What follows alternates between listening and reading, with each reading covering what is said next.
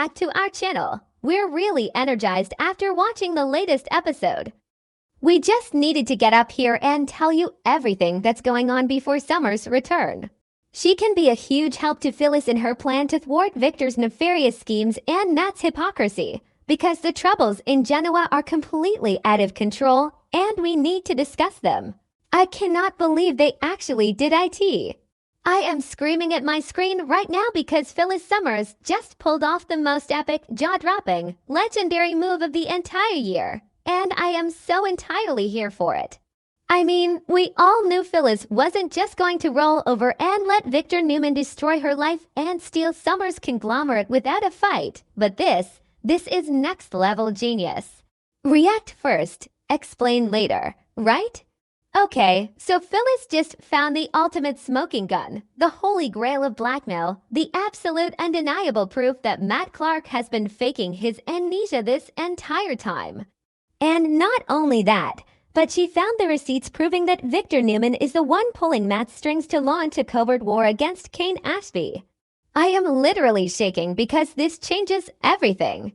Let's just back up for a second and talk about how incredibly satisfying it is to watch Phyllis operate when she is backed into a corner. I've been watching since 2015, and this is honestly the best thing they've done with her character in years. Remember when they tried to make her look weak during that whole Martin Lawrence clinic hostage situation? Yeah, didn't work then either, because Phyllis is a survivor. But seeing her dig into those secret files and uncover the audio recordings of Matt and Victor conspiring, it was pure television gold. You could literally see the gears turning in her head when she listened to that tape. The look of pure, unadulterated triumph on her face when she realized she finally had the ammunition to take down the mustache once and for all. Give Michelle Stafford the Emmy right now. And can we talk about Matt Clark's fake amnesia for a minute? I knew it. Am I the only one who has been screaming at the TV for weeks that this guy was totally faking it? I mean, you don't just wake up from a traumatic brain injury and conveniently forget all the horrific, psychopathic things you did to the Newman family in Las Vegas. You don't just forget locking Nick and Adam in a basement or blowing up a gas station. But Matt has been playing this woe is me, I'm just a lost soul routine, and everyone was buying it. Well, almost everyone. Phyllis didn't buy it for a second. Because game recognizes game. Phyllis knows a hustler when she sees one, and she knew Matt was hiding behind that blank stare to avoid going to prison for the rest of his natural life. But the juiciest part of all this evidence is Victor's involvement, because of course Victor Newman is involved. Victor is literally using a dangerous, unstable criminal like Matt Clark as his own personal attack dog to go after Kane Ashby. And why? Because Lily Winters had the absolute audacity to make Kane the CEO of Chancellor Industries, and Victor simply cannot stand the idea of Kane having any power. Victor's God complex is so out of control right now. He thinks he can just manipulate everyone in Genoa City like pieces on a chessboard. He orchestrated the fake kidnapping with Lily to ruin Kane, and now he's using Matt to finish the job and sabotage Kane's new position. It is so twisted, and yet so perfectly Victor. So Phyllis has this explosive recording. She has the documents. She has everything she needs to blow Victor's entire empire to kingdom come. But what does she do? She doesn't just run to the police. Oh no, that would be too easy. That wouldn't be Phyllis Summers. Instead, she orchestrates this brilliant, slow-burn confrontation with Matt. She casually approaches him, dropping these subtle, terrifying little hints that she knows exactly what is going on inside that supposedly empty head of his.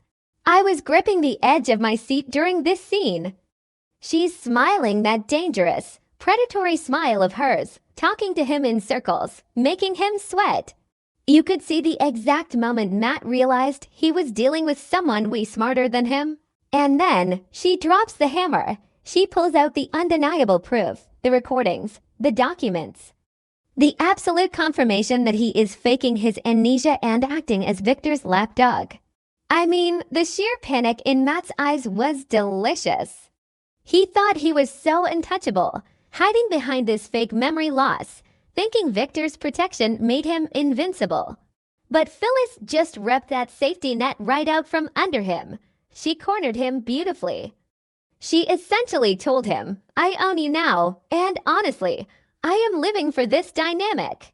But here is where the storyline elevates from great to absolute masterpiece. Phyllis doesn't just threaten to expose him. She offers him a deal, a partnership, an unholy alliance that I didn't even know I needed until this very second. She tells Matt that if he helps her expose Victor, if he turns on the mustache and blows the whistle on this entire operation against Kane, she will protect him. She will help him turn the tables so that he doesn't go down in flames. I mean, think about the psychology here. Matt hates Victor. He hates being controlled. He hates being forced to do Victor's dirty work. Phyllis is offering him the ultimate out. She is offering him a chance to take back his agency and stick it to the man who is treating him like garbage. Matt obviously realizes that this is his only play. If he refuses, Phyllis goes to the cops, his fake amnesia is exposed, and he goes to federal prison for what he did to Nick and Adam in Vegas. But if he accepts, he gets to be part of the most epic takedown in Genoa City history. So they secretly join forces, Phyllis and Matt Clark, teaming up. I know some people are loving this, but personally, I am slightly terrified because these two are incredibly toxic, but I also cannot look away. They are literally plotting a massive, public scandal to expose Victor's manipulation. Wait, I'm getting ahead of myself, because Phyllis can't do this alone. She needs backup, she needs her family. And this is where Summer Newman comes into play, and I am so here for this mother-daughter powerhouse dynamic. Summer recently came back to town armed with her own explosive evidence, the proof that Victor used AI forgery to steal Newman Enterprises from Phyllis. And the proof that Victor paid Patty Williams to drug Jack Abbott. Do you see how all the puzzle pieces are finally coming together? If Phyllis and Summer combine their evidence, they don't just have a scandal. They have a nuclear bomb that will obliterate Victor Newman's legacy forever. So Phyllis brings Summer into the loop. She tells Summer about Matt's fake amnesia and Victor's plot against Kane. And Summer, who is already furious at her grandfather for how he treated her mother, is totally on board. I love seeing Summer stand up for Phyllis. For years, we've had to watch these two butt heads, but when the chips are down, the Summers women protect their own. They are calculating, they are ruthless, and they are ready to go to war. But this is a massive but there is one giant, glaring obstacle standing in their way. Nick Newman. Oh, Nick, my heart absolutely breaks for Nick right now. He is struggling so hard with his fentanyl addiction, trying to stay clean, trying to hold his life together after the absolute hell that Matt Clark put him through in Vegas. Matt tortured Nick. Matt pushed him into this addiction, and now Phyllis and Summer have to go to Nick and convince him to sign off on a plan that involves teaming up with his abuser. I mean, how on earth are they going to sell this to him? I am so stressed about this upcoming conversation. Nick is already terrified that Summer's crusade against Victor is going to cause a public family war that will trigger a relapse. He is fragile. He is broken. And now Phyllis is going to walk in and say, "Hey, guess what? Matt Clark is faking his amnesia, and we are going to work with him to take down your dad." Nick is going to lose his absolute mind. I can already picture the screaming match. Nick is going to feel so betrayed that Phyllis and Summer are even breathing the same air as Matt, let alone conspiring with him. Because Nick knows exactly how dangerous Matt is. He knows what Matt is capable of. But Phyllis is going to have to use every ounce of her persuasive power to make Nick see the bigger picture. She has to convince him that this isn't about forgiving Matt. It's about using Matt as a weapon against the true mastermind, Victor. She has to make Nick realize that Victor is the one who allowed Matt back into their lives. Victor is the one protecting him, and Victor is the one manipulating the entire city. If they want to be free of Victor's toxic control, they have to use the tools available to them, even if that tool is a psychopath like Matt Clark. And honestly, I think Nick might eventually cave. Because underneath all that trauma and addiction, Nick hates what his father has become. He hates that Victor is constantly playing God with their lives. If Phyllis and Summer can promise Nick that this plan will end with both Victor losing his power and Matt finally facing real justice once his usefulness is over, Nick might just give them his blessing. It is going to be the most emotionally agonizing scene of the season, and Yashua Moro is going to act the absolute house down. So, what happens next? They are preparing for a massive scandal. They are going to drop this information at the worst possible time for Victor. Imagine the fallout. Kane is going to find out that Victor was actively trying to sabotage his position at Chancellor.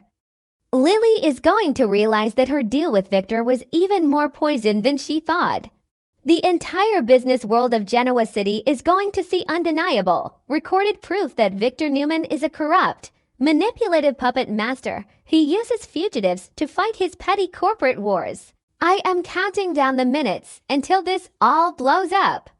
Will Victor find a way to wriggle out of this, like he always does? Or is this finally the moment the great Victor Newman is brought to his knees by the very woman he tried to destroy? Phyllis Summers is playing for D-Chess right now, and I am bowing down to the Queen.